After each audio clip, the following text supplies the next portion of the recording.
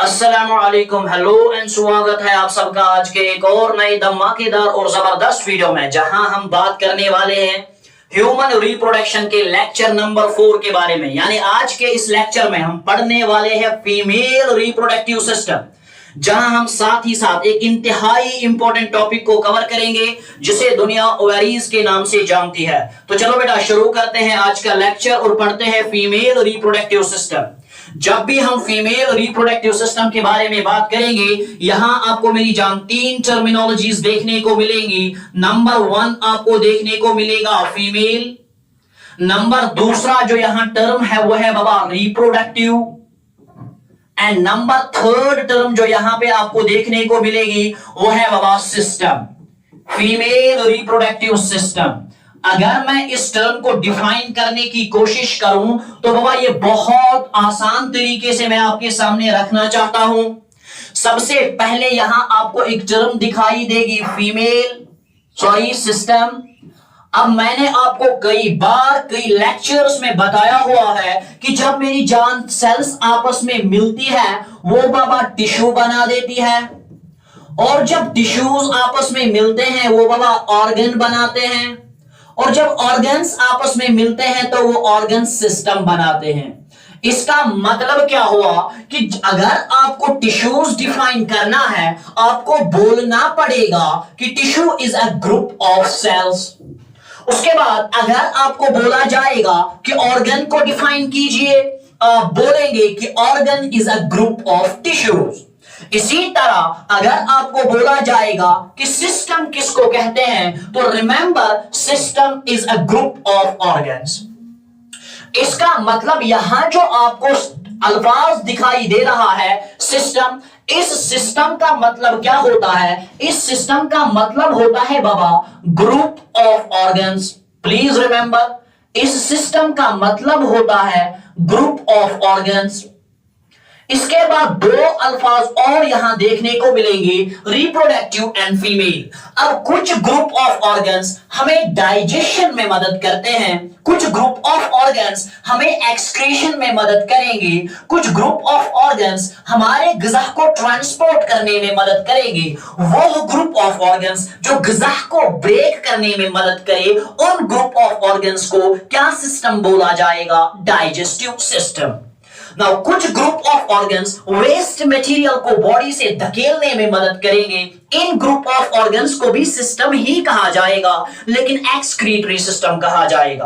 कुछ group of organs जैसे heart है, ब्लड वेसल्स, कुछ ग्रुप ऑफ ऑर्गन्स हमें मदद करते हैं ग़िज़ा को ट्रांसपोर्ट करने में, ऐसे ग्रुप ऑफ ऑर्गन्स को भी सिस्टम ही कहा जाएगा, लेकिन शाबाश कार्डियोवैस्कुलर सिस्टम कहा जाएगा।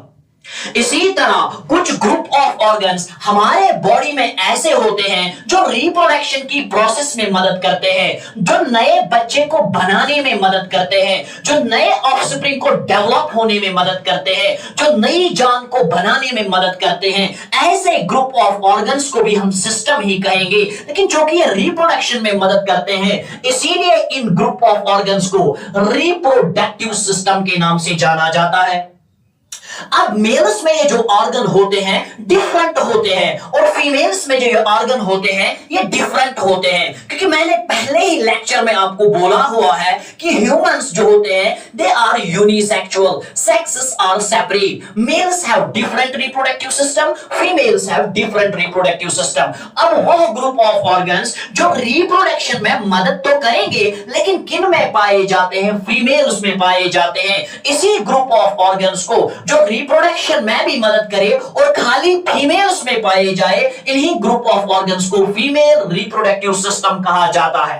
अगर मैं आपके सामने फीमेल रिप्रोडक्टिव सिस्टम को बाबा डिफाइन करने की कोशिश करूंगा तो आप इत्मीनान तरीके से नजर रखना, मैं आपके सामने डिफाइन करेगा फीमेल रिप्रोडक्टिव सिस्टम को। तो रिमेंबर, जो फीमेल रिप्रोडक्टिव सिस्टम होता है, आप याद रखेंगे आज के बाद कयामत के दिन तक कि जो फीमेल रिप्रोडक्टिव सिस्टम होता है, रिप्रोडक्टिव सिस्टम जो होता है, इसको किस अंदाज से डिफाइन किया जा सकता है। तो सबसे पहले मैं बोलूंगा ना कि it is a group of organs. आप भी मेरे साथ दोहराएंगे तो मजा आएगा। It is a group of organs, Baba female reproductive system, group of of organs होता है, आराम से नजर रखना। अगर आपको ये डेफिनेशन समझ आई तो ओवरीज को समझाने से आपको कोई भी नहीं रोक सकता, फिर चाहे वो एग नेस्ट हो, फिर चाहे वो फ्लैगर ट्यूब हो, फिर चाहे वो कोई भी बड़ा हो, primary follicle, primordial follicle, secondary follicle, tertiary follicle, ovaries के स्ट्रक्चर को हम निचोड़ के रखेंगे। बस आपको नजर रखनी पड़ेगी इस बेसिक डेफिनेशन पे। तो female reproductive system is a group of organs. Very very good. Female reproductive system का मतलब होता है ये एक ग्रुप ऑफ ऑर्गन्स होते हैं। किन में बाबा? In females. खाली किन में पाए जाते हैं? फीमेल्स में पाए जाते हैं। और काम क्या करते हैं? विच हेल्प इन, शाबाश बोले तो, which help in good, which help in the process of reproduction. बहुत बहुत खूब। शायद आपको ये डेफिनेशन समझ आ चुकी है। Which help in the process of reproduction, एक ऐसा ग्रुप ऑफ ऑर्गन्स जो रिप्रोडक्शन में भी मदद करे और खाली फीमेल्स में पाए जाए। उन्हीं को बाबा हम किस नाम से जानते हैं? उसी को हम बोलते हैं फीमेल रिप्रोडक्टिव सिस्टम। बहुत बहुत खूब। Which help in the process of reproduction, which help in the process of reproduction। इसके बाद यहां आप इत्मीनान तरीके से नजर रखेंगे कि ये जो फीमेल रिप्रोडक्टिव सिस्टम होता है, यहां तमाम ऑर्गन्स को बाबा दो ही कैटेगरीज में डिवाइड किया गया है। All the reproductive organs in females are broadly classified into two organs. अगर आपको ये पॉइंट समझ आया तो ओवरीज की डेफिनेशन आपको इंतहाई अच्छे से समझ आएगी। रिमेंबर, फीमेल्स का जो रिप्रोडक्टिव सिस्टम होता है ये दो कैटेगरीज में बांटा गया है। कुछ ऑर्गन्स मेरी जान प्राइमरी सेक्स ऑर्गन्स कहलाते हैं। गौर से सुनना, कुछ ऑर्गन्स बाबा प्राइमरी सेक्स ऑर्गन्स कहलाते हैं और मेरी जान कुछ ऑर्गन्स, शाबाश, एक्सेसरी सेक्स ऑर्गन्स के नाम से जाने जाते हैं। अब जरा इत्मीनान तरीके से नजर रखना कि प्राइमरी सेक्स ऑर्गन्स क्या होते हैं और एक्सेसरी सेक्स ऑर्गन्स किन्हें कहा जाता है।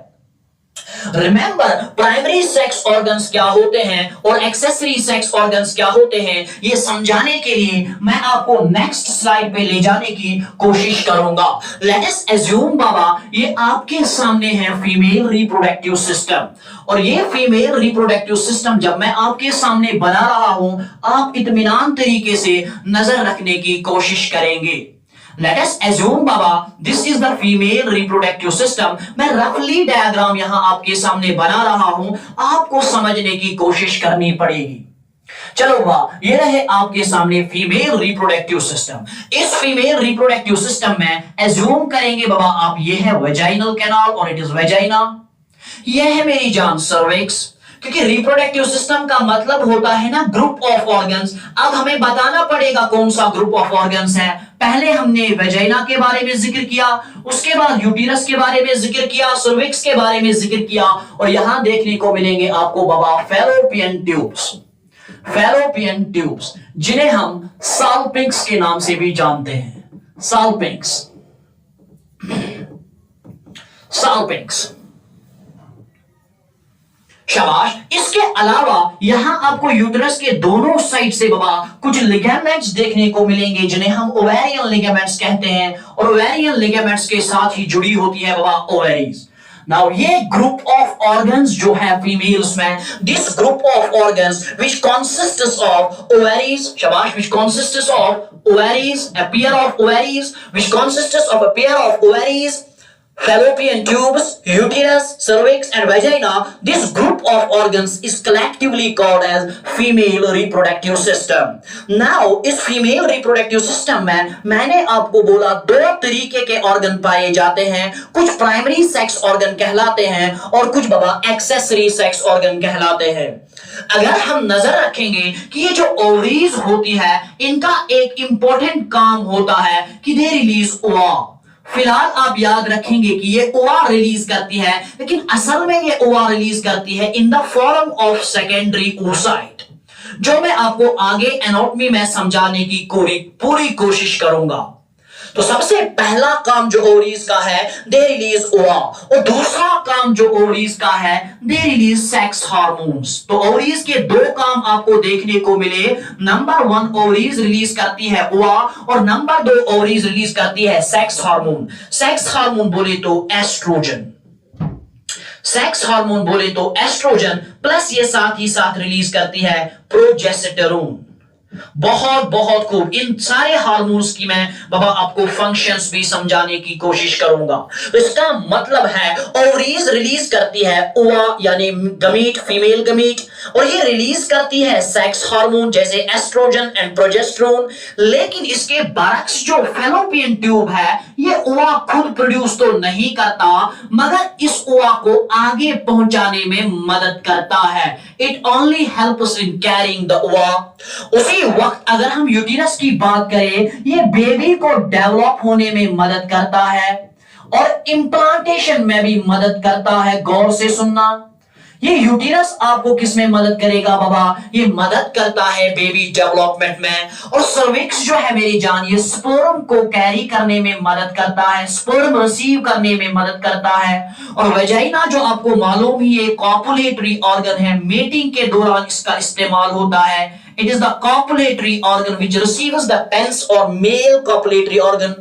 उसका मतलब है फीमेल रिप्रोडक्टिव सिस्टम में कुछ ऑर्गन्स ऐसे पाए जाते हैं जो खुद गमीट्स बनाते हैं, जो खुद सेक्स हार्मोन्स बनाते हैं, और कुछ ऑर्गन्स ऐसे पाए जाते हैं जो गमीट्स तो नहीं बनाते बल्कि गमीट्स को ट्रांसफर करने में मदद करते हैं, बेबी के डेवलपमेंट में मदद करते हैं, स्पर्म को कैरी करने में मदद करते हैं। ऐसा ऑर्गन जो खुद गमीट बनाएगा, ऐसा ऑर्गन जो खुद हार्मोन बनाएगा, ऐसे ही हार्मोन को बाबा प्राइमरी सेक्स ऑर्गन के नाम से जाना जाता है। यही मैंने आपके बोर्ड पे लिखा कि जो फीमेल रिप्रोडक्टिव सिस्टम है इसको दो हिस्सों में बांटा गया है। Number 1 is called as primary sex organ and number 2 is called as accessory sex organ. Remember, primary sex organ वो होते हैं जो प्रोड्यूस करेंगे बाबा गमीट्स। क्या प्रोड्यूस करेंगे? जो प्रोड्यूस करेंगे मेरी जान गमीट्स। गमीट्स बोले तो फीमेल्स की अगर हम बात करेंगे तो फीमेल्स में फीमेल गमीट ओवा को कहा जाता है या एग को कहा जाता है। इसके अलावा प्राइमरी सेक्स ऑर्गन्स का काम होता है सेक्स हार्मोन्स को प्रोड्यूस कर लेना। अब इंतहाई शिद्दत से आप सुनेंगे कि यहां जो सेक्स हार्मोन बनता है वो होता है बाबा एस्ट्रोजन प्लस प्रोजेस्टेरोन। और आप ही मुझे बताओ कि फीमेल रिप्रोडक्टिव सिस्टम में कौन सा ऑर्गन प्राइमरी सेक्स ऑर्गन है? पिछले स्लाइड पे मैं अगर आपको ले जाऊं, बताओ मेरी जान कि हमारे फीमेल रिप्रोडक्टिव सिस्टम में जो फीमेल्स के पास रिप्रोडक्टिव सिस्टम होता है, उस फीमेल रिप्रोडक्टिव सिस्टम में कौन सा ऐसा ऑर्गन है जो खुद गमीट बनाता है और जो खुद हार्मोन बनाता है? क्या फैलोपियन ट्यूब खुद गमीट बनाएगा? ना रे बाबा। क्या यूटेरस गमीट्स बनाता है? ना रे बाबा। क्या सर्विक्स गमीट्स बनाता है? नहीं रे बाबा। क्या वेजाइना गमीट्स बनाता है? Not at all. अगर फीमेल रिप्रोडक्टिव सिस्टम में कोई ऑर्गन गमीट बनाता है, अगर फीमेल रिप्रोडक्टिव सिस्टम में कोई ऑर्गन हार्मोन्स बनाता है, सेक्स हार्मोन्स बनाता है, तो रिमेंबर वो है मेरी जान ओवरीज। तो इसका मतलब हम एग्जाम्पल में, अगर हमें यहां एग्जाम्पल लिखनी होगी तो हम एग्जाम्पल में लिखेंगे बाबा ओवेरीज। क्या लिखेंगे मेरी जान? ओवेरीज। तो चलो बेटा, ओवेरीज यहां एग्जाम्पल आएगी, इसीलिए आज का लेक्चर जो है वो महदूद रहेगा ओवेरीज तक। यानी आज के लेक्चर में हम बात करने वाले हैं बाबा ओवेरीज की, और इंतहाई शिद्दत से हम ओवेरीज को डिस्कस करेंगे। चलो बाबा, जब भी हम ओवरीज के बारे में बात करेंगे तो जो सबसे पहला इंपॉर्टेंट पॉइंट ओवरीज के बारे में देखने को मिलता है वो यही है कि they are primary sex organ. अब आपको डेफिनेशन को समझने की बिल्कुल भी जरूरत नहीं है, क्योंकि आप समझ चुके हैं कि प्राइमरी सेक्स ऑर्गन किसे कहा जाता। आज के बाद अगर आपको एग्जाम में लिखने की जरूरत पड़ी तो आप बिना डर के लिख सकते हैं कि ovaries are the primary sex organs. Ovaries क्या होती है बाबा? Primary sex organs. बताओ, मेल रिप्रोडक्टिव सिस्टम में कि फीमेल रिप्रोडक्टिव सिस्टम में? फीमेल रिप्रोडक्टिव सिस्टम में। So ovaries are the primary sex organs of female reproductive system. पहला और important point, Ovaries are the primary sex organs of female reproductive system. अगर ये primary sex organs हैं तो बताओ ना मेरी जान, डर क्यों रहे हो? बताओ ये क्या करेंगी, इनका काम क्या होगा? विच प्रोड्यूस, यही बाबा प्रोड्यूस करती है, यही ओवरीज होती है जो प्रोड्यूस करती है बाबा ओवा बोले तो एग। एंड प्लीज रिमेंबर, साथ ही साथ ये प्रोड्यूस करेंगी, साथ ही साथ बाबा ये प्रोड्यूस करेंगी सेक्स हार्मोन। सर कौन सा सेक्स हार्मोन? बोले तो 10 बार मैंने बोला, ये प्रोड्यूस करेंगी सेक्स हार्मोन। और याद रखेंगे आप कयामत के दिन तक कौन सा सेक्स हार्मोन ये प्रोड्यूस करती है? बोले तो oestrogen and progesterone, oestrogen and progesterone. चलो बेटा, ये पहला पॉइंट आपके सामने ओवरीज के बारे में था कि जो ओवरीज होती है they are primary sex organs of female reproductive system. They are the primary sex organs of female reproductive system which produce ova, जो एग्स को प्रोड्यूस कर देती है और सेक्स हार्मोन्स को भी बनाती है। और सेक्स हार्मोन्स में कौन सा सेक्स हार्मोन बनाती है? बोले तो oestrogen as well as progesterone. इसके बाद अगर हम एक और इंपॉर्टेंट पॉइंट पे आपको ले जाएंगे तो जो दूसरा पॉइंट ओवरीज के बारे में आप याद रखेंगे ना, वो बहुत ही ज्यादा इंपॉर्टेंट है। दूसरा पॉइंट याद रखने की कोशिश करें कि ovaries are, remember remember and remember, ovaries are 4 to, या मैं यूं कहूं बाबा, ovaries are 2 to 4 centimetre long, 2 to 4 centimetre long, comma 2 centimetre या 2.5 centimetre wide, 2.5 centimetre wide and 1 centimetre thick, 1 centimetre thick, 1 centimetre thick. almond shaped, बहुत बहुत important, almond shaped, almond shaped pink, याद रखना बाबा, almond shaped pink and smooth, pink and smooth. यहां खतरनाक point आपके सामने छेड़ूंगा मैं बाबा। They are all almond shaped pink and smooth in case of, remember याद रखना, in case of nulliparous, in case of nulliparous, while as remember they are irregular। ये बहुत ही इंपॉर्टेंट पॉइंट आपके सामने लाया हूं, सीधे बाबा BD 84 की डाटा आपके सामने रखी है। they are irregular and gray in color, they are irregular and gray in color, they are irregular and grayish in case of multiparous।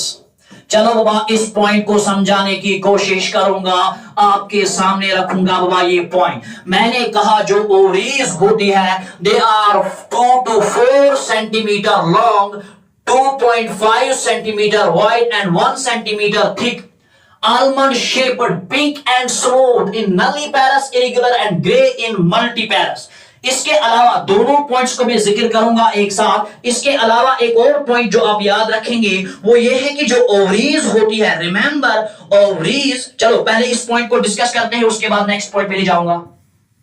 गौर से सुनना, कहते हैं कि जो ओवरीज होती है मेरी जान, ये ओवरीज बाबा कैसी होती है? दे आर आलमंड शेप्ड, इनका साइज आलमंड की तरह होता है, बादाम की तरह होता है। रिमेंबर, अनशेल्ड आलमंड की तरह। बाहर जो आलमंड का शेल होता है उसको निकालकर जो अंदर आलमंड असली होगा जो हम खाते हैं, उस आलमंड की जितनी शेप होती है, जैसी शेप होती है, जैसा उसका साइज होता है, shape and size of ovaries resemble with the unshelled almond. Is that clear? Very good. इसका मतलब इसने क्या समझाया कि जो ओवरीज होती है they are 4 centimetre long, they are 2 to 4 centimetre long. अगर आपको एवरेज याद रखना है तो याद रखेंगे 3.5 सेंटीमीटर। उसके बाद अगर हम इनकी ब्रेड्थ देखेंगे बाबा, अगर हम इनकी विड्थ देखेंगे बाबा, तो remember they are 2.5 centimetre wide. और अगर हम इनकी थिकनेस देखेंगे, मोटाई देखेंगे ओवरीज की, तो रिमेंबर इनकी थिकनेस होती है 1 या 1.5 सेंटीमीटर थिक। अब यहां तक तो ये पॉइंट बिल्कुल आसान था, लेकिन इसके बाद मैंने जो पॉइंट यहां छेड़ा हुआ है वो है बाबा they are almond shape pink and smooth in nulliparous, pink and smooth in nulliparous. जरा वापस आ जाओ बाबा अपनी स्लाइड पे। ये जो नली पैरस वुमेन होती है, सर नली पैरस वुमेन से क्या, जरा गौर से सुनना, जब बाबा एक फीमेल प्रेग्नेंट रहती है, गौर से सुनना, जब एक फीमेल प्रेग्नेंट रहती है, इसे हम बाबा ग्रेविडा के नाम से जानते हैं, इसे हम बाबा ग्रेविडा के नाम से जानते हैं। अगर एक फीमेल, गौर से सुनना, अगर एक फीमेल जो है कभी भी प्रेग्नेंट नहीं रही है, इसे हम नल्ली ग्रेविडा के नाम से जानते हैं। नल्ली ग्रेविडा से मुराद वो मस्तूरात, नल्ली ग्रेविडा से मुराद वो फीमेल, नल्ली ग्रेविडा से मुराद वो वुमेन जो कभी भी अपने लाइफ में प्रेग्नेंट नहीं रही है, उसे बाबा नल्ली ग्रेविडा के नाम से जाना जाता है। इसके बाद अगर एक फीमेल एक बार प्रेग्नेंट रह चुकी है, इसे बोलेंगे मेरी जान हम प्राइमी ग्रेविडा, इसे बोलेंगे बाबा प्राइमी ग्रेविडा, इसे बोला जाता है प्राइमी ग्रेविडा। और इसके बाद अगर एक फीमेल एक से ज्यादा बार रही है प्रेग्नेंट, इसे हम बोलेंगे बाबा मल्टी ग्रेविडा, मल्टी ग्रेविडा। उसके बाद मेरी जान याद रखना, एक फीमेल जब किसी बच्चे को जन्म देती है, उसे हम ग्रेविडा नहीं पैरा के नाम से जानते, लिविंग बर्थ्स। चलो बा पीरियड ऑफ वायबिलिटी, उसे हम पैरा के नाम से जानते हैं, यानी जिस फीमेल के पेट में 22 वीक से ज्यादा बच्चा पल रहा है और लिविंग बर्थ हो रही है, उसे बाबा हम पैरिटी के नाम से जानते हैं। अगर एक फीमेल के पास कोई भी जिंदा बच्चा नहीं है, अगर एक फीमेल ने किसी लाइव बर्थ को जन्म नहीं दिया है, तो उसे हम कहेंगे नल्ली पैरा, उसे हम कहेंगे नल्ली पैरा। और अगर एक फीमेल ने एक लिविंग बर्थ को जन्म दिया है, अगर किसी को जन्म नहीं दिया है, कोई भी लाइव बर्थ प्रेजेंट नहीं है, तो नल्ली पैरा। अगर एक लाइव बर्थ हुई है तो बाबा इसे हम कहेंगे मेरी जान शाबाश, पीरियड ऑफ वायबिलिटी तक एक पहुंचा है, तो इसे हम बोलेंगे बाबा प्राइमी पैरा, प्राइमी पैरा। और अगर एक फीमेल 2 या 2 से ज्यादा बच्चों को जन्म दे चुकी है, इसी फीमेल को हम बोलेंगे मल्टी पैरा। क्या बोलेंगे बाबा? Multi para. अब हो सकता है ना कोई फीमेल तो प्रेग्नेंट 2 बार रही, लेकिन दोनों बार बाबा लाइव बर्थ का जन्म नहीं हुआ, मल्टी ग्रेविडा तो है लेकिन नल्ली पैरा है। पैरिटी से मुराद पीरियड ऑफ वायबिलिटी, पैरिटी से मुराद कितने बच्चों को जन्म दिया है। अगर किसी बच्चे को जन्म नहीं दिया है तो नल्ली पैरा, एक को दिया है तो प्राइमी पैरा, और बहुत सारों को दिया है तो बाबा इसे हम कहेंगे मल्टी पैरा। रिमेंबर, ये जो नल्ली पैरा वुमेन होती है जिसने अभी किसी बच्चे को जन्म ही नहीं दिया, ये जो मेरी जान कौन होती है? नल्ली ग्रेविडा, जिसने अभी जन्म किसी को दिया ही नहीं है। Remember, remember and remember. दूसरे अल्फाजों में अगर मैं आपको समझाऊं कि जो यंग गर्ल्स होती है, अगर आपको समझाने के लिए मैं दूसरी चीज इस्तेमाल करूं कि जो यंग गर्ल्स होती है जो अभी पीरियड ऑफ प्यूबरिटी तक नहीं पहुंची है, यंग गर्ल्स में बाबा ये जो ओवरीज होती है, इनकी जो सरफेस होती है यंग गर्ल्स में, ओवरीज की जो सरफेस होती है वो बाबा स्मूथ होती है। Ovaries have smooth surface, plus remember the surface is pink in colour, the surface is pink in colour. पहला पॉइंट आपने याद रखा, चाहे यंग गर्ल्स हो, चाहे खासकर यंग गर्ल्स हो। उसके बाद नल्ली ग्रेविडा और नल्ली पैरा तो जो होते हैं, इनमें ओवरीज स्मूथ होती है और इनके ओवरीज का कलर बाबा पिंक होता है। इसके बरक्स जो फीमेल्स बाबा प्यूबरिटी की एज को क्रॉस कर लेती है, रिमेंबर जो फीमेल्स प्यूबरिटी की एज को क्रॉस कर लेती है, या जो multi gravida and multi para है, उनकी ओवरीज बाबा इरेगुलर होती है, स्मूथ सरफेस देखने को नहीं मिलती है। और दूसरा पॉइंट आप याद रखेंगे, एक तो सरफेस इरेगुलर होती है, दूसरा इनकी ओवरीज बाबा ग्रेइश कलर की देखने को मिलती है। Their ovaries are greyish in colour. अगर आज के बाद आपको किसी ने बोला कि बताओ कि ओवरीज कैसी होती है, आप बोलना 4 सेंटीमीटर लेंथ होती है, 2 सेंटीमीटर बाबा इनकी विड्थ होती है और बाबा 1 सेंटीमीटर इनकी थिकनेस होती है। अगर किसी ने शेप का जिक्र किया तो बोलना कि इनकी शेप मेरी जान आलमंड जैसी होती है, अनशेल्ड आलमंड की तरह। अगर कलर के बारे में जिक्र किया तो आप बोलना कि यंग गर्ल्स में इसका कलर पिंक होता है, लेकिन प्यूबर्टी के बाद इसका कलर चेंज होकर मेरी जान कैसा बनता है, ग्रे कलर की होती है, क्योंकि यहां पर चेंज आ जाती है फॉलिक्यूलर डेवलपमेंट में, और फॉलिक्यूलर डेवलपमेंट की वजह से मेरी जान ओवरीज का कलर चेंज देखने को मिलता। अगर सरफेस के बारे में पूछा जाए तो बोलना यंग गर्ल्स में इसकी सरफेस स्मूथ होती है, लेकिन मल्टीपैरा या प्यूबर्टी वाले फीमेल्स में इसकी सरफेस इरेगुलर होती है। इसका मतलब मैंने 3 चीजों का जिक्र किया। सबसे पहले मैंने जिक्र किया है साइज का, और मैंने बोला इनका साइज होता है 4 सेंटीमीटर इन लेंथ, 2 सेंटीमीटर इन मेरी जान शाबाश width and 1 centimetre in thickness. This is length, this is breadth and this is thickness. ये था साइज। उसके बाद मैंने शेप के बारे में जिक्र किया, और रिमेंबर मेरी जान इसकी जो शेप होती है वो होती है अनशेल्ड आलमंड की तरह।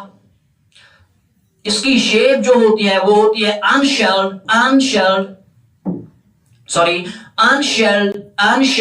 आलमंड, यानी आलमंड की तरह इसकी शेप होती है। उसके बाद अगर किसी ने कलर के बारे में पूछा तो रिमेंबर इसका कलर वेरी होता है, इसका कलर पिंक होता है इन केस ऑफ यंग गर्ल्स, और इसका कलर मेरी जान ग्रेइश होता है इन केस ऑफ बाबा बोलो इन case of greyish, in case of शाबाश एल्डर वुमेन जो प्यूबर्टी में पहुंच चुकी होंगी। या तो आप यंग और एडल्ट का याद रखेंगे, या तो आप नल्ली पैरा से मल्टी पैरा याद रखेंगे, या नल्ली ग्रेविडा से मल्टी ग्रेविडा याद रखेंगे। तो ये रही कुछ जिक्र इनके बारे में, ओवरीज के बारे में। इसके बाद याद रखना जो यंग गर्ल्स होती है, जो अभी प्यूबर्टी में नहीं पहुंची होती है, उनकी ओवरीज मेरी जान जरा गौर से सुनना। उनकी ओवरीज की अगर हम पोजीशन की जिक्र करें तो रिमेंबर इनके ओवरीज की पोजीशन बाबा वर्टिकल होती है। This is very very important point, vertical होती है। लेकिन किन में? यंग गर्ल्स में वर्टिकल होती है, लेकिन मेरी जान याद रखना प्यूबर्टी के बाद, मेंस्ट्रुअल फेजेस के बाद, अगर एक फीमेल में मेंस्ट्रुअल फेज आया हुआ है तो उसकी बाबा ओवरीज वर्टिकल नहीं बल्कि हॉरिजॉन्टल देखने को मिलती है। सर मैं को कुछ समझा नहीं? चलो बाबा आपको समझाते हैं। यहां एक और स्लाइड पे ले जाने की कोशिश करेंगे, जरा इत्मीनान तरीके से नजर रखना। एज्यूम करो बाबा ये है बाबा फीमेल रिप्रोडक्टिव सिस्टम। हाँ चलो ये है बाबा फीमेल रिप्रोडक्टिव सिस्टम, नजर रखना। This is female reproductive system. 2 minute में आपको समझाने की कोशिश करूंगा। ये रहा बाबा female reproductive system. Remember this is your fallopian tube. चलो 2 second. Remember in case of young women ovaries are vertical. चलो थोड़ा और अच्छे से बनाने की कोशिश करेंगे। हाँ चलो गौर से नजर रखना। In case of young women जो ओवरीज होती है they are vertical in nature, but in case of बाबा यहां यंग गर्ल्स, इस साइड से मैंने दिखाया, इस साइड से यंग गर्ल्स का है, याद रखना बाबा। This is young girls ovary, और यहां से मेरी जान प्यूबर्टी वाले फीमेल की बात कर रहा हूं जिसमें मेंस्ट्रुअल फेजेस आ चुके होंगे। उसके ओवरीज बाबा वर्टिकल नहीं होते, उसके ओवरीज होते मेरी जान हॉरिजॉन्टल। उसके ओवरीज क्या होते? हॉरिजॉन्टल। इसीलिए मेरी जान गौर से एक पॉइंट सुनना, जो फीमेल्स की ओवरीज होती है इनके 2 पोल्स पाए जाते हैं। एक पोल होता है ऊपर की तरफ फैलोपियन ट्यूब की तरफ, this is called as upper pole. Remember and remember this is called as बाबा अपर पोल। अभी मैंने ओवरीज को स्टार्ट ही नहीं किया, अभी मैंने ओवरीज के स्ट्रक्चर में डिस्कशन ही नहीं उठाया। The pole is called as upper pole. Remember and remember, इसी अपर पोल को बाबा ट्यूबल पोल या इसी अपर पोल को मेरी जान ब्रॉड पोल भी कहा जाता है। It is broad. While as, याद रखना ये जो दूसरा पोल है ये नीचे की जानिब से है, इसे हम लवर पोल के नाम से जानते हैं। तो इन केस ऑफ मेरी जान शाबाश, इन case of young girls ovaries are vertical and has two poles, the upper pole which is attached towards the uterus and the lower pole which is present towards the fallopian tube। इसके बाद जो adult females होती है, जो मेरी जान प्यूबरिटी में पहुंच चुकी होती है, उनकी ओवरीज बाबा कैसी होती है? हॉरिजेंटल। अब अगर ये हॉरिजेंटल है, इनमें अपर और लोअर पोल नहीं देखा जाएगा, इनमें एक पोल पाया जाएगा which is present towards the uterus and दूसरा पोल पाया जाएगा which is away from the uterus. The pole which is present towards the uterus is called as median pole, while as the pole which is away from the uterus is called as lateral pole। बहुत important point मैंने आपके सामने रखा, यानी मैंने आपके सामने point जो छेड़ा वो पोजीशन का था और मैंने आपको बोला कि पोजीशन जो होती है, शाबाश, चलो बाबा फिर से देखो इस पॉइंट की तरफ, फिर से इस पॉइंट की तरफ देखो। मैंने आपको बोला पोजीशन जो होती है ये होती है vertical in case of young girls और ये होती है हॉरिजेंटल इन केस ऑफ बाबा प्यूबरिटी वाले फीमेल्स में। अब अगर आपको कोई बोलेगा कि बताओ यंग गर्ल्स में ओवरीज के कितने पोल्स होते हैं, आप बोलेंगे 2 पोल्स होते हैं। शाबाश, कौन कौन सा? अपर जो ब्रॉड होता है प्लस लोअर जो नैरो होता है, और इसके अलावा यहां आपको देखने को मिलेंगे 2 और पोल्स, यहां अपर लोअर नहीं बल्कि यहां बाबा क्या है? शाबाश, मीडियल लोब और मीडियन लोब जो टुवर्ड्स द यूटेरस होता है और दूसरा होता है बाबा आपका lateral lobe which is away from the uterus. तो 3 चीजों का जिक्र, size, shape, colour and position. चलो बाबा, अगर हम ओवरीज के मजीद स्ट्रक्चर के बारे में बात करेंगे, अगर हम ओवरीज के स्ट्रक्चर को बाबा डिटेल में पढ़ेंगे तो आप याद रखेंगे कि जो ओवरीज होती है मेरी जान, इसके पास 2 लेयर्स हैं। इससे पहले हमने ओवरीज के शेप, ओवरीज के साइज, ओवरीज के कलर और ओवरीज के मेरी जान एक्सटर्नल अपीयरेंस के बारे में पढ़ा। लेकिन अब आप याद रखेंगे कि जो ओवरीज होती है मेरी जान, इसके पास 2 लेयर्स होते हैं। याद रखना बाबा, ओवरीज के पास 2 लेयर्स पाए जाते हैं। एक लेयर बाहर की जानिब से पाया जाता है जो एपिथेलियल सेल्स का बना होता है और एक लेयर इनर साइड से पाया जाता है जो डेंस कनेक्टिव टिश्यू का बना होता है। ये जो बाहर साइड से लेयर है ना, जो एपिथेलियल सेल्स का बना होता है, remember this layer is called as germinal epithelium.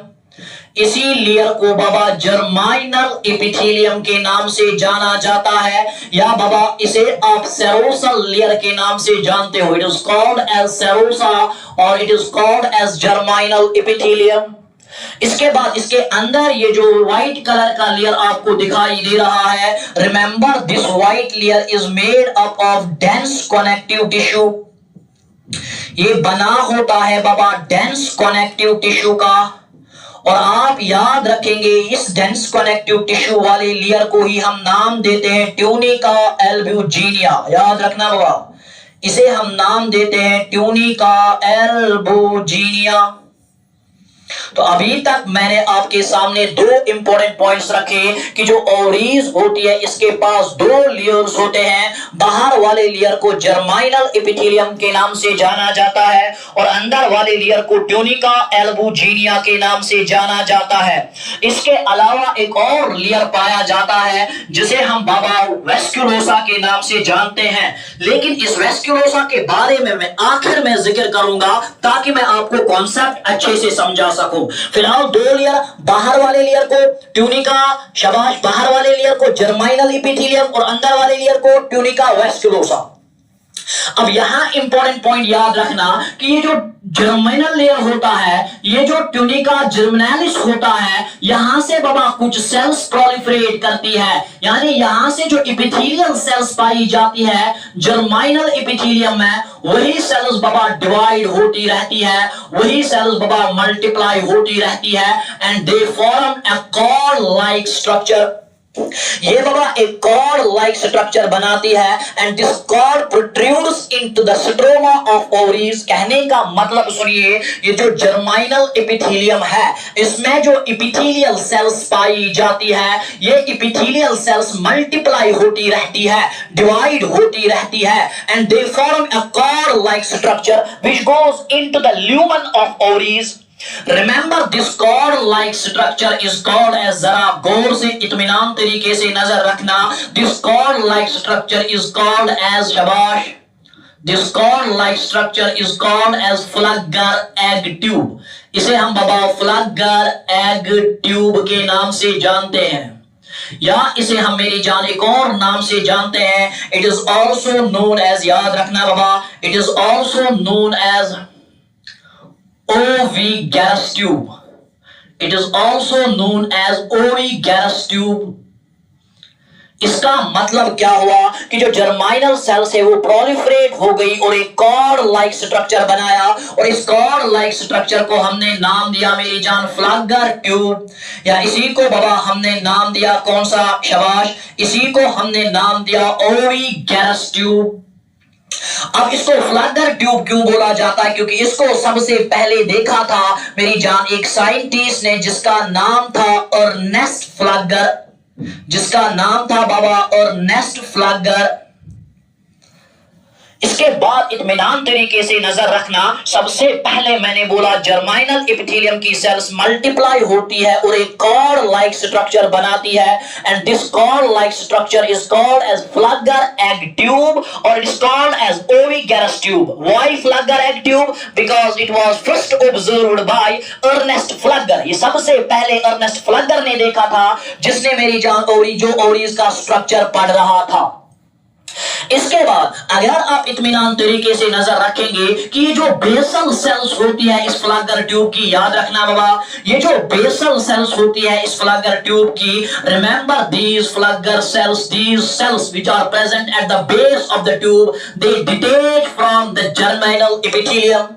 यानी ये जो लास्ट में बेसल सेल्स होती है इस कॉर्ड की, ये मेन कॉर्ड से डिटैच हो जाती है और बाबा एक नेस्ट लाइक स्ट्रक्चर बना देती है। गौर से सुनना बाबा, ये एक नेस्ट लाइक स्ट्रक्चर बना देती है, याद रखना, they form A nest like structure, and remember this nest like structure is called as egg nest।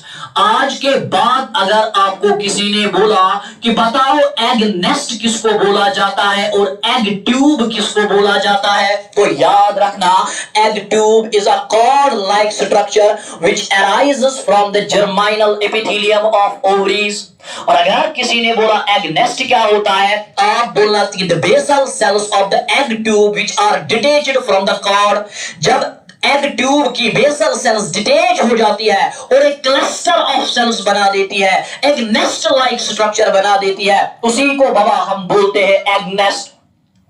इसके बाद बाबा नजर रखना इत्मीनान तरीके से कि ये जो एग नेस्ट होता है इसकी जो मिडल सेल होती है मेरी जान, this middle cell becomes mature, while as जो इसकी सराउंडिंग सेल्स होती है, नजर रखना बाबा, ये जो इसकी सराउंडिंग सेल्स होती है ये बाबा इसी इमैच्योर हालत में रहती है। आप गौर करना इस पे, ये जो एग नेस्ट होता है इसकी बीच वाली सेल क्या होती है, मैच्योर हो जाती है, डिफरेंशिएट हो जाती है, डेवलप हो जाती है, और इसी मिडल सेल को बाबा बोला जाता है प्राइमरी oocyte। क्या बोला जाता है? It is called as primary oocyte। और इसके इर्द गिर्द ये जो सेल्स पाई जाती है, remember these cells are called as follicular cells. इन्हीं सेल्स को बाबा हम फॉलिक्यूलर सेल्स के नाम से जानते हैं, they are called as follicular cells. अब गौर करना बाबा, यहां पे गौर करना मेरी जान, ये जो फॉलिक्यूलर सेल्स होती है इर्द गिर्द कौन सी सेल्स पाई जाती है? Follicular sales. एक मिनट हुआ, इधर इर्द गिर्द कौन सी सेल्स पाई जाती है? Follicular cells. और बीच में क्या पाया जाता है? Primary oocyte। And remember this structure in which the primary oocyte is surrounded by the primary follicle, it is called as primordial follicle. इसी को बाबा किस नाम से जाना जाता है? प्राइमोडियल फॉलिकल के नाम से जाना जाता है। अब जरा बाबा इत्मीनान तरीके से नजर रखना। सबसे पहले क्या हुआ? जर्माइनल एपिथेलियल सेल्स बाबा प्रोलिफरेट हुई, मल्टीप्लाई हुई, डिवाइड हुई और कॉर्ड लाइक स्ट्रक्चर बनाया, जिसको हमने एग ट्यूब के नाम से जाना, या जिसको हमने बाबा बोला था फ्लैगर एग ट्यूब। क्या बोला था? Pfluger egg tube. Very very good. या जिसको हमने ओविगेरस ट्यूब के नाम से जाना था। उसके बाद मैंने बोला कि ये जो एग ट्यूब है इसकी बेसल सेल्स डिटेच हो जाती है और एक क्लस्टर ऑफ सेल्स बना देती है और उसको हम बोलते हैं एग नेस्ट। फिर मैंने बोला कि ये जो एग नेस्ट है इसकी बीच वाली सेल मैच्योर हो जाती है, जिसे हम प्राइमरी oocyte के नाम से जानते हैं, और इर्द गिर्द सेल्स अभी इमैच्योर हालत में ही होती है, उन्हें हम फॉलिक्यूलर सेल्स के नाम से जानते हैं। अब प्राइमरी oocyte से अल्फाज लिया गया बाबा प्राइमरी, और बाबा यहां इससे अल्फाज लिया गया फॉलिकल, तो इसी स्ट्रक्चर को बाबा प्राइमोडियल फॉलिकल के नाम से जाना जाता है। This structure is called as primordial follicle. अब जरा इत्मीनान तरीके से नजर रखना।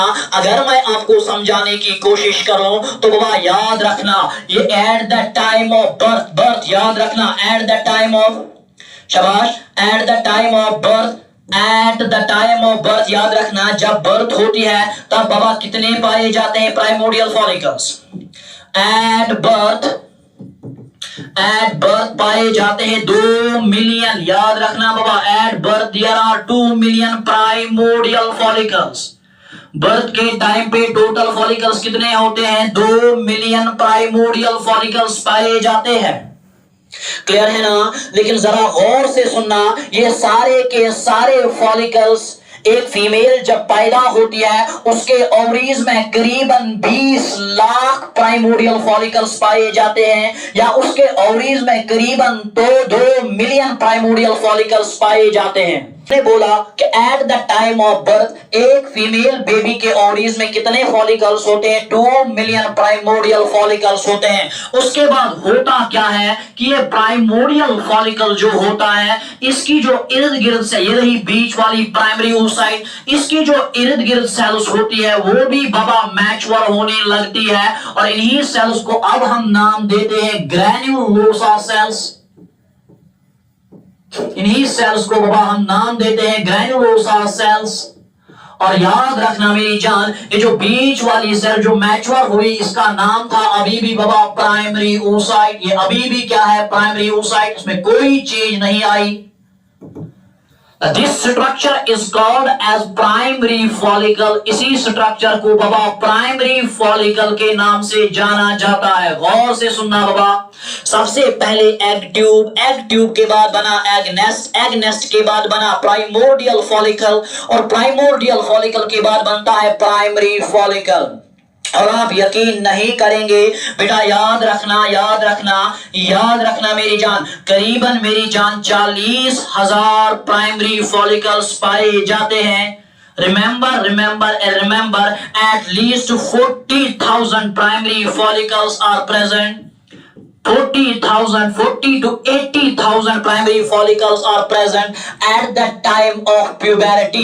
puberty पे पहुंचते पहुंचते एक फीमेल के पास मेरी जान 40,000 primary follicles होते हैं। लेकिन आप याद रखना, आज के बाद ये तमाम follicles जो होते हैं इनमें से 99% follicles जो होते हैं वो degenerate हो जाते हैं। Remember, 99% primary follicles are degenerated। Primary follicles क्या होते हैं बाबा? डीजेनरेट हो जाते हैं, ये कन्वर्ट ही नहीं होते हैं सेकेंडरी फॉलिकल्स में। 99 and some authors write 96%, 99% of the primary follicles are degenerated. ये तमाम प्राइमरी फॉलिकल्स क्या होते हैं? डीजेनरेट हो जाते हैं। और मेरी जान याद रखना, क़यामत के दिन तक इस कंडीशन को फॉलिक्यूलर एड्रेशिया के नाम से जाना जाता है। इसे बाबा फॉलिक्यूलर एटरेशिया के नाम से जाना जाता है।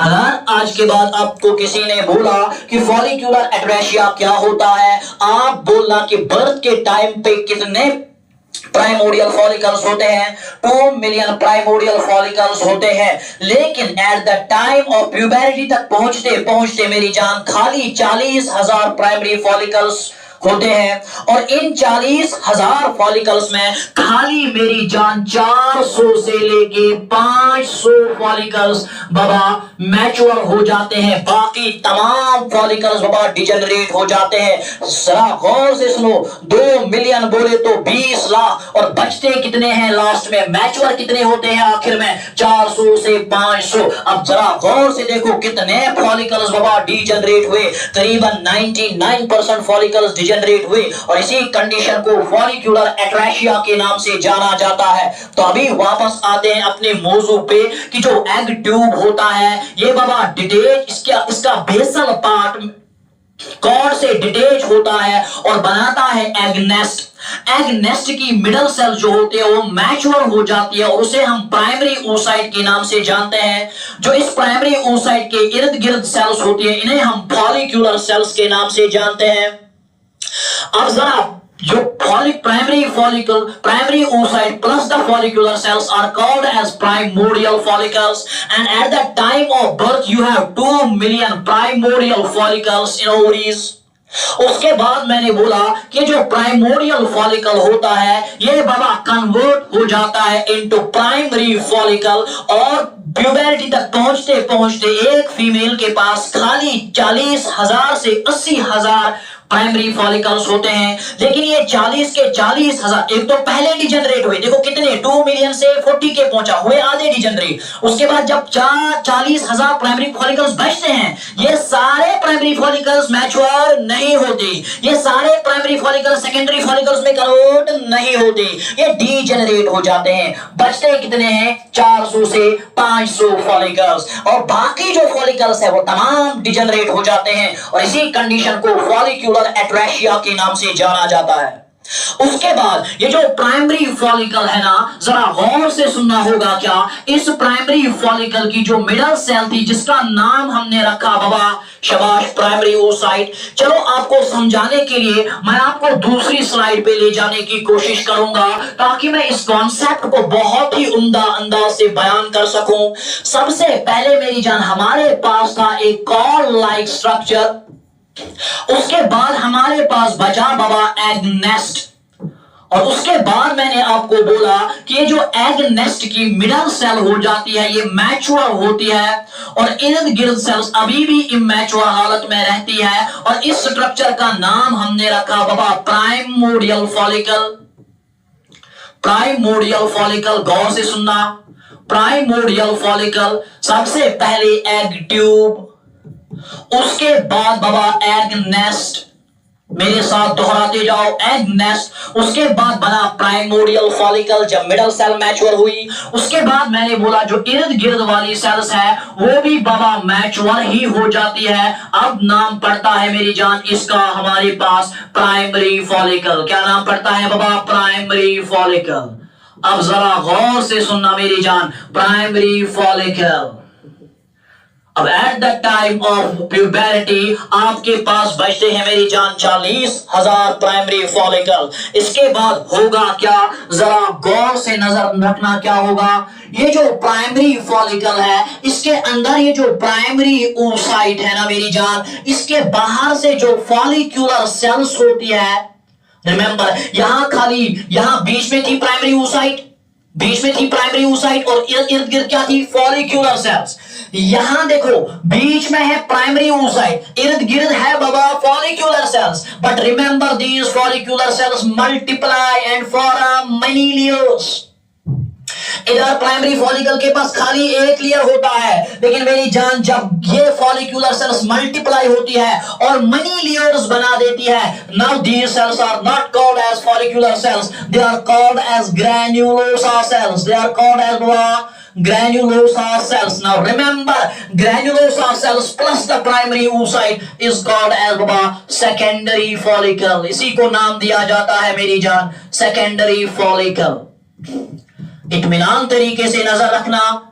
सबसे पहले एग ट्यूब आया, उसका बेसल पार्ट डिटेच होके एग नेस्ट बनाया, एग नेस्ट की मिडिल सेल मैच्योर होकर प्राइमोडियल फॉलिकल बनाई, प्राइमोडियल फॉलिकल के इर्द गिर्द जो फॉलिक्यूलर सेल्स थी उनमें डेवलपमेंट आई और प्राइमरी फॉलिकल बना। ये जो सेल्स थी फॉलिक्यूलर सेल्स ये डिवाइड हो गई और इन्होंने ग्रैन्युलोसा सेल्स बनाई और बनाया कौन सा structure, secondary follicle. Now primary follicle और सेकेंडरी फॉलिकल में क्या फर्क है कि प्राइमरी फॉलिकल में प्राइमरी oocyte होता है और इर्द गिर्द single layer of follicular cells पाया जाता है, और सेकेंडरी फॉलिकल में प्राइमरी oocyte होता है बट इर्द गिर्द multiple layer of granulosa cells पाई जाती है। अब जरा बाबा गौर से नजर रखना, अब होगा क्या? अब होगा ये कि ये जो बीच में प्राइमरी oocyte है ना, ये जो बीच में प्राइमरी oocyte है ये बाबा असल में यहीं पे डिवीजन शुरू होगा और यहां बनेगा सेकेंडरी oocyte। गौर से सुनना बाबा, ये रहा मेरी जान सेकेंडरी oocyte। यानी अब क्या होगा कि जो प्राइमरी oocyte था वो कन्वर्ट हो जाता है इनटू सेकेंडरी oocyte। कैसे, ये मैं आपको समझाऊंगा गैमेटोजेनेसिस के अंदर। फिलहाल हम गैमेटोजेनेसिस नहीं फॉलिक्यूलर डेवलपमेंट पे फोकस करेंगे। ये जो प्राइमरी oocyte हो जाता है ये बाबा डिवाइड हो जाता है, प्राइमरी oocyte जो होता है ये डिवाइड हो जाता है और बनाता है सेकेंडरी oocyte। ये रहा प्राइमरी oocyte डिवाइड होके बनाएगा पोलर बॉडी। गौर से देखना, जब मैं आपको गैमेटोजेनेसिस पढ़ाऊंगा ये बनाएगा एक पोलर बॉडी और साथ ही साथ बनाएगा secondary oocyte। Primary oocyte divide होने के बाद दो इंपॉर्टेंट स्ट्रक्चर्स बनाती है, एक पोलर बॉडी और दूसरी secondary oocyte। Polar body degenerate हो जाती है और यहां बचती है सेकेंडरी oocyte। अब आप मुझे बताएंगे कि इस सेकेंडरी oocyte के इर्द गिर्द क्या पाया जाएगा? इस सेकेंडरी oocyte के इर्द गिर्द पाया जाएगा बाबा multiple layers of granulosa cells. Now remember secondary oocyte along with the granulosa cells, this is not called as secondary follicle, this is called as what? Tertiary follicle। इसी को बाबा किस नाम से जाना जाता है? इसे tertiary follicle के नाम से जाना जाता है। लेकिन जरा गौर से याद रखना कि टेरिशरी फॉलिकल में एक और चीज देखी जाती है कि ये जो टेरिशरी फॉलिकल का न्यूक्लियस टेरिशरी फॉलिकल में जो सेकेंडरी oocyte होता है it tries to move towards the periphery. यानी ये अभी तक सेकेंडरी oocyte सेंटर में था लेकिन ये कहां चला जाता है? ये थोड़ा सेंटर पे सेंटर से दूर चला जाता है पेरिफेरी की तरफ। गौर से देखना, ये ना secondary oocyte, it will try to move towards the periphery। अब ये सेकेंडरी oocyte किधर भाग रहा है बाबा? ये भाग रहा है मेरी जान पेरिफेरी की तरफ। और आपको मालूम है कि जब ये पेरिफेरी की तरफ भागेगा ये अपने साथ बाबा गौर से सुनना, जब ये पेरिफेरी की तरफ भागेगा तो ये अपने साथ कुछ और सेल्स को भी ले जाएगा। नजर रखना, जब ये सेकेंडरी oocyte पेरिफेरी की तरफ जाता है जाते जाते जो इसके इर्द गिर्द सेल्स होते हैं उनको भी अपने साथ धकेल के ले जाता है, और जब ये उन सेल्स को धकेल के ले जाएगा पीछे बचती है मेरी जान एक space, and remember this space is called as antrum. इसी स्पेस को बाबा एंट्रम के नाम से जाना जाता है। This space is called as antrum. उसके बाद आप याद रखेंगे मेरी जान, अब ये जो सेकेंडरी oocyte है ये किधर मूव कर गया? शाबाश, ये मूव करता है टुवर्ड्स द पेरिफेरी और बीच में यहां एक गैप छोड़ जाता है, and this gap is called as antrum. Remember जब ये गैप बड़ी हो जाती है, जब ये गैप लार्ज हो जाती है, गौर से सुनना, इसको मेरी जान अभी तक बोला जाता है टेरिशरी फॉलिकल। सुनो साहिब, टेरिशरी फॉलिकल में दो चीजें याद रखना, एक तो यहां पे सेकेंडरी oocyte पाया जाता है, नंबर दो यहां पे जो सेकेंडरी oocyte है सेंटर में नहीं बल्कि पेरिफेरी पे पाया जाता है। गौर से सुनना। पॉइंट नंबर 3, यहां पे बाबा पाई जाती है गैप जिसे हम एंट्रम के नाम से जानते हैं, और इस एंट्रम में फ्लूइड पाया जाता है लिक्वर फॉलिक्यूलाई। उसके बाद जरा गौर से सुनो, होगा क्या? ये जो सेकेंडरी oocyte है ये और पेरिफेरी की तरफ पहुंच जाता है। अब ये पहुंचता है मेरी जान एंड पे। अभी तक ये पेरिफेरी, इसके इर्द गिर्द भी सेल्स थी लेकिन अब ये बिल्कुल पहुंच जाता है बाबा एंड पे। Remember it reaches to the end, और पीछे छोड़ जाता है एक लार्ज गैप जिसको हमने नाम दिया एंट्रम। अब फर्क क्या है? फर्क यह है कि जब ये पेरिफेरी पे पहुंचा तो पीछे जो गेप थी, एंट्रम थी, वो लार्ज होती है, और यहां टेरिशरी फॉलिकल में जो एंट्रम है वो बाबा स्मॉल होता है। Remember, remember and remember, when the tertiary follicle enlarges its antrum, जब टेरिशरी फॉलिकल में एंट्रम बढ़ जाता है, सेकेंडरी oocyte बिल्कुल पेरिफेरी पे पहुंच जाता है। Remember, at that time this is not called as tertiary follicle, उसी वक्त बाबा इसे ग्राफियन फॉलिकल के नाम से जाना जाता है। उसी वक्त बाबा इसे ग्राफियन फॉलिकल के नाम से जाना जाता है। लेकिन यहां आप एक इंपॉर्टेंट पॉइंट याद रखेंगे, जरा इस पॉइंट पे फोकस करो मेरी जान। चलो इस पॉइंट पे फोकस करते हुए मैं आपको बताऊंगा कि ये रही मेरी जान, ये ग्रैन्युलोसा सेल्स जो इर्द गिर्द थी। अब होगा क्या कि ये जो सेकेंडरी oocyte है ना, ये अपने इर्द गिर्द मेरी जान एक प्रोटीन बना देता है। And remember, remember and remember, उस प्रोटीन को बाबा, उस प्रोटीन को हम मेरी जान ज़ूना पेल्लुसिडा के नाम से जानते हैं।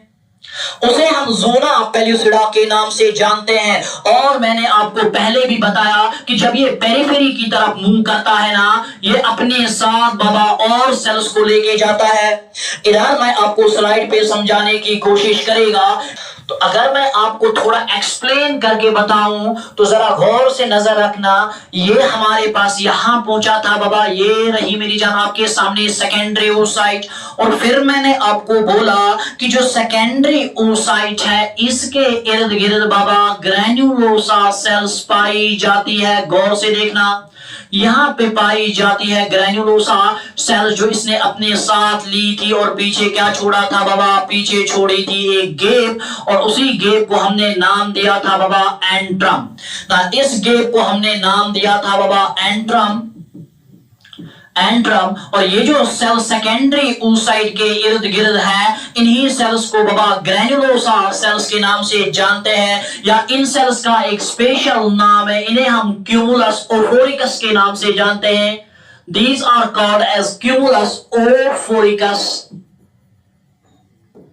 These cells are called as cumulus ophoricus. जब ये सेकेंडरी oocyte सेंटर में था, जब ये सेकेंडरी oocyte सेंटर से किधर चला गया? पेरिफेरी की तरफ, और अपने साथ कुछ और सेल्स ली, वो सेल्स जो इसके इर्द गिर्द कवर हुई उन्हें क्यूमुलस ओफोरिकस के नाम से जाना जाता है। और ये जो यहाँ पे जो सेल्स बाकी है इन्हें हम ग्रैन्युलोसा सेल्स कहते हैं, और ये जो जगह है इसे हम एंट्रम के नाम से जानते हैं। और इसी फॉलिकल को हमने नाम दिया था बाबा टेरिशरी फॉलिकल। गौर से सुनना, इसी को हमने नाम दिया टेरिशरी फॉलिकल। अब जरा इत्मीनान तरीके से नजर रखो, होगा क्या? होगा ये कि ग्राफियन फॉलिकल और टेरिशरी फॉलिकल में मैं आपको फर्क समझा रहा हूं। अब होगा ये कि ये जो सेकेंडरी oocyte होता है ना बीच में, जरा गौर से सुनो, ये जो सेकेंडरी oocyte होता है, नजर रखना, ये जो सेकेंडरी oocyte होता है, अब ये क्या काम करेगा? जरा गौर से सुनना बाबा। ये अपने अंदर बाबा मेरी जान याद रखना, ये अपने बाहर की तरफ से एक लेयर ऑफ प्रोटीन बनाएगा। क्या बनाएगा? ये बनाएगा अपने इर्द गिर्द layer of proteins. And remember this layer of proteins is called as zona pellucida. इधर बना के रखूंगा, this is called as zona pellucida. इसे हम बाबा ज़ूना पेल्लुसिडा के नाम से जानते हैं।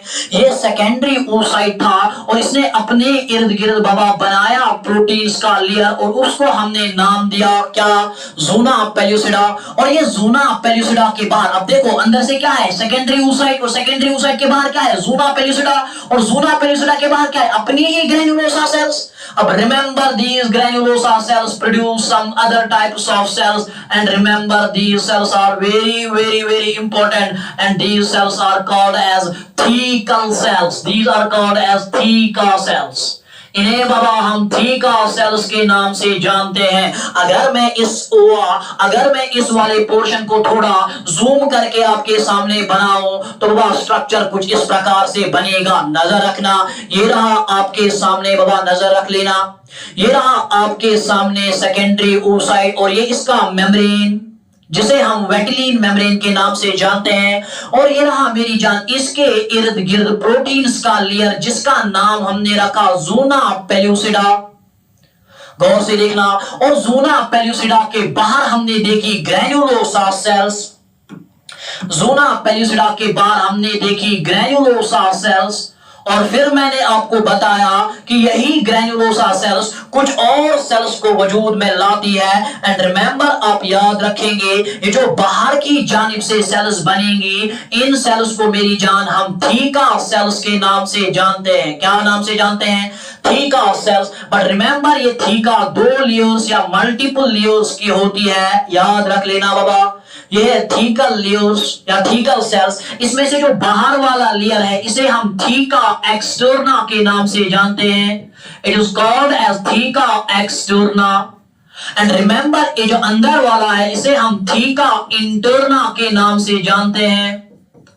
आज के बाद आप याद रखेंगे, थीका इंटरना ही वो सेल्स होती है मेरी जान जो रिलीज करती है बाबा एक जबरदस्त हार्मोन जिसे हम टेस्टोस्टेरोन के नाम से जानते हैं। गौर से सुनना, टेस्टोस्टेरोन। और जो बाकी अंदर ये ग्रैन्युलोसा सेल्स होती है, इनका काम होता है बनाना बाबा एस्ट्रोजन। अब आपको मालूम चला कि जो आपका सेकेंडरी oocyte है, ये सेकेंडरी oocyte के इर्द गिर्द इसके मेम्ब्रेन ने एक प्रोटीन बनाया जिसका नाम था ज़ोना पेलिसिडा। ज़ोना पेलिसिडा के बाहर पहले ही हमारे पास स्टिमुलस ओफोरिकस था या ग्रैन्युलोसा सेल्स थी। उन्होंने क्या बनाई? Thecal cells.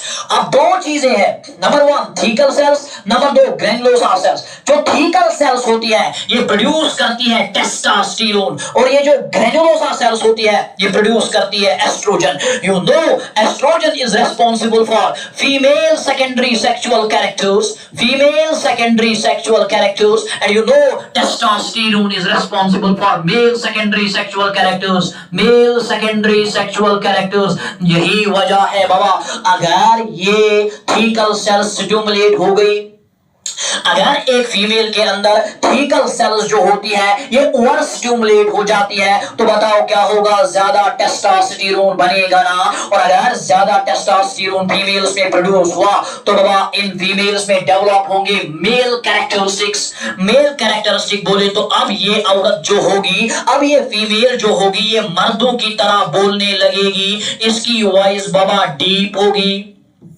नंबर 2 मेरी जान, इसके बॉडी पे हेयर देखने को मिलेगा, यानी हूबहू इसके कैरेक्टरिस्टिक्स मेल्स की तरह दिखेंगे। सर कैसे दिखते? क्योंकि फीमेल्स में जो थीकल सेल्स होती है वो कम क्वांटिटी में टेस्टोस्टेरोन बनाती है। अगर वो ओवर स्टिमुलेट होकर ज्यादा टेस्टोस्टेरोन बनाती है तो इन्हीं फीमेल्स में male secondary sexual characters develop होते हैं, और यही फीमेल्स बाबा मर्दों की तरह आवाज करने लगती है। इनके बॉडी पे मर्दों की तरह हेयर होता है, इनके बॉडी का मसल मास ज्यादा होता है, ये दिखती है बॉडी में किनकी जैसे बाबा?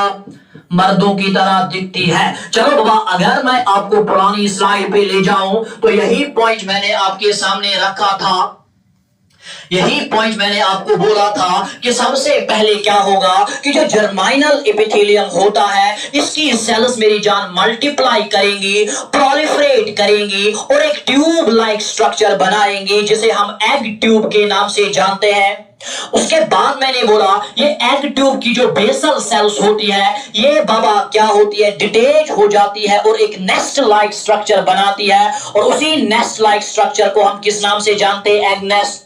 फिर मैंने बोला एग नेस्ट की जो मिडल सेल होती है वो मैच्योर हो जाती है और उसे हम प्राइमरी oocyte के नाम से जानते हैं, और ये प्राइमरी oocyte के इर्द गिर्द जो सेल्स होती है फॉलिक्यूलर सेल्स कहते हैं, और इसे हम प्राइमोडियल फॉलिकल के नाम से जानते हैं। और primordial follicles at the time of birth कितने होते हैं? 2 मिलियन। उसके बाद मैंने बोला ये तमाम प्राइमोडियल फॉलिकल्स डिजेनरेट हो जाते हैं अप टू प्यूबरिटी, और इन फॉलिकल्स के डिजेनरेट होने को, इन फॉलिकल्स के प्राइमोडियल फॉलिकल्स जब डिजेनरेट होंगे इसे हम फॉलिकुलर एट्रेशिया के नाम से जानते हैं। फिर मैंने बोला डिजेनरेट होते होते कुछ प्राइमोडियल फॉलिकल्स कन्वर्ट किसमें हो जाते हैं? प्राइमरी फॉलिकल्स में, और करीबन प्यूबरिटी के टाइम पे 40 से 80 हजार प्राइमरी फॉलिकल्स होते हैं। अब प्राइमोडियल फॉलिकल और प्राइमरी फॉलिकल में फर्क जानिए कि इनमें जो सेल्स होती है वो फॉलिक्यूलर सेल्स देखने को मिलती है, और यहां पे जो आपके प्राइमरी फॉलिकल है इसकी जो फॉलिक्यूलर सेल्स है ये मैच्योर होती है। प्राइमोडियल फॉलिकल की सेल्स जो होती है ग्रैन्युलोसा सेल्स या फॉलिक्यूलर सेल्स, प्राइमोडियल फॉलिकल की जो फॉलिक्यूलर सेल्स होती है इमैच्योर होती है, लेकिन प्राइमरी फॉलिकल की जो सेल्स होती है वो थोड़ा बहुत बाबा मैच्योर हो जाती है। एंड रिमेंबर उसके बाद मैंने बोला कि ये जो प्राइमरी फॉलिकल है ये कन्वर्ट हो जाता है सेकेंडरी फॉलिकल में। कैसे? क्योंकि इसकी जो इर्द गिर्द वाली सेल्स होती है वो बाबा मल्टीप्लाई हो जाती है और मनी लेयर्स बनाती है ग्रैन्युलोसा सेल्स के, और इसी स्ट्रक्चर को हमने नाम दिया सेकेंडरी फॉलिकल।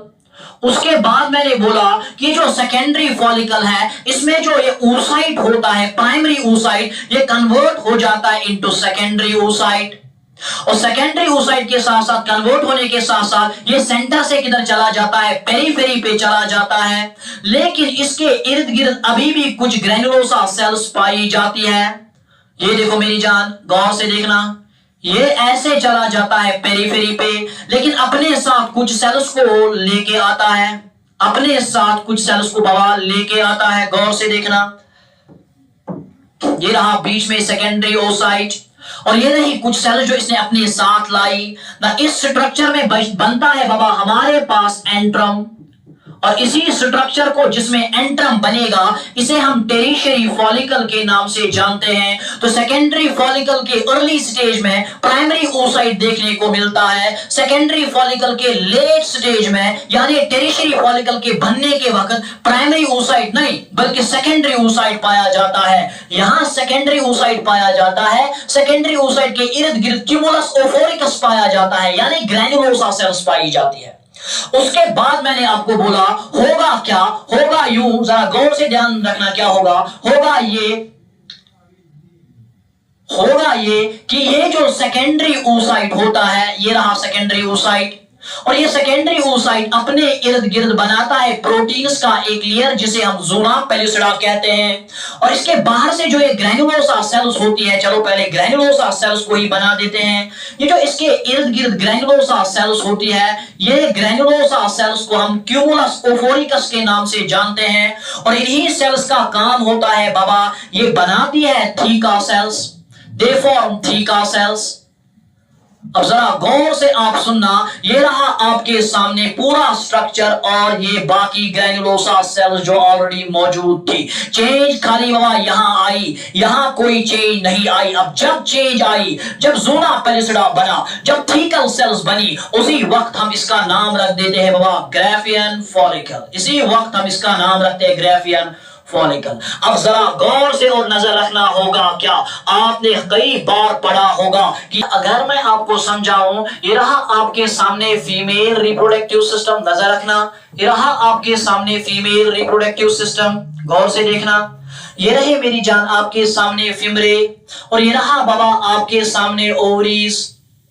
अब होगा क्या फीमेल्स में कि फीमेल्स जो होती है ये ग्राफियन फॉलिकल से रिलीज कर देती है बाबा secondary oocyte। Remember ovaries do not release ova, they release जो सेकेंडरी oocyte ग्राफियन फॉलिकल में था ना जो अभी पढ़ाया, वही ग्राफियन फॉलिकल ओवरीज से रिलीज हो जाता है और फेलोपियन ट्यूब्स के फिमरे उसको रिसीव करते हैं, and this process is called as ovulation. और ये रिमेंबर ये फीमेल्स के हर मंथ में 14 डेज के बाद होता है। It occurs in every 40 days of menstrual cycle, menstrual cycle के हर 14 डेज में ओवरीज रिलीज करती है एक ओवा इन the form of secondary oocyte। यही मैंने आपको पहले ही डेफिनेशन में बोला था कि जो मेरी जान, यही मैंने आपको पहले वाली डेफिनेशन में बोला था कि दे प्रोड्यूस, शाबाश, दे जो ओवरीज होती है they produce ova, but remember in the form of, याद रखना बाबा, in the form of secondary oocyte, in the form of secondary oocyte। अगर मैं मेरी जान जल्दी से रिकैप कर लूं तो मैंने आपको बताया कि जो मेल रिप्रोडक्टिव सिस्टम होता है it is a group of organs which help in the process of reproduction and are found in females. फिर मैंने बोला कि ये सिस्टम रिप्रोडक्टिव सिस्टम फीमेल्स में ऑर्गन्स दो प्रकार के होते हैं, primary sex organs and accessory sex organ. इसको हमने पेंडिंग रखा और आज हमने सबसे पहले पढ़ा प्राइमरी सेक्स ऑर्गन। और मैंने आपको बोला कि प्राइमरी सेक्स ऑर्गन्स वो होते हैं जो खुद गमीट्स बनाते हैं और खुद हार्मोन्स बनाते हैं। अभी आपने देखा कि यहां ओवरीज में बना सेकेंडरी oocyte ग्राफियन फॉलिकल से, और साथ ही साथ आपने देखा कि ओवरीज के ग्रैन्युलोसा सेल्स ने बनाया एस्ट्रोजन और आपके थीका सेल्स ने बनाया टेस्टोस्टेरोन। इसके बाद मैंने आपको समझाने की कोशिश की कि ओवरीज कैसे बनती है और ओवरीज का काम क्या होता है। जहां पे मैंने आपको ओवरीज के बारे में पहले बोला कि ओवरीज प्राइमरी सेक्स ऑर्गन्स होती है जो क्या काम करती है, ओवा रिलीज करती है। पॉइंट इधर रखा है बाबा, देख लेना, मैंने बोला हुआ है पहले ही कि ovaries are the primary sex organs of female reproductive system which produce ova and sex hormone. उसके बाद मैंने ओवरीज के स्ट्रक्चर के बारे में बात की। आलमंड शेप की होती है, पिंक कलर की होती है और मेरी जान शाबाश स्मूथ होती है। उसके बाद मैंने इनके साइज के बारे में जिक्र किया, इनके शेप के बारे में जिक्र किया, इनके कलर के बारे में जिक्र किया। पोजीशन बोला वर्टिकल यंग गर्ल्स में होती है और हॉरिजॉन्टल बाबा प्यूबर्टी के बाद देखने को मिलती है। फिर मैंने लोअर पोल, अपर पोल, मीडियल पोल और साथ ही साथ मैंने डिस्कस किया लेटरल पोल्स के बारे में। तो यहां तक हमने ओवरीज को थोड़ा डिस्कस किया। इसके बाद हम मिलते हैं आपके साथ अगले आने वाले लेक्चर में। तब तक के लिए अल्लाह हाफिज एंड फी अमानिल्लाह।